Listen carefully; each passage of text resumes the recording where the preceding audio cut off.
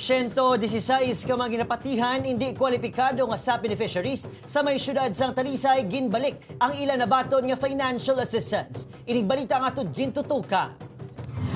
Nagatulo ang luha sang 77 anyos kay retired teacher nga si Lola Susan sa nagpadulong sa Talisay City Social Welfare and Development Office agod ibalik ang nabaton niya 6,000 pesos gikan sa Social Amelioration Program. Ang mas nagpabugat sa iya balatsagon. Nangutang inis ang inugbalik ka kwarta bangod ang nabaton nga ayuda na bakala sinisang bulong kay ginbayad sa ginarentahan nga balay.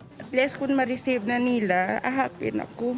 Isa ini sa 116 sa ginapahayag ineligible beneficiaries sang SAP nga nagbalik sang kwarta dalaman sa kakulba. Konsensya kag para malikaw na lang sa away sa mga wala nakabaton. Sa Barangay Zone 2, 8 ka mga nakabaton sang tag 6,000 pesos ang nagbalik man sa nabaton nga ayuda.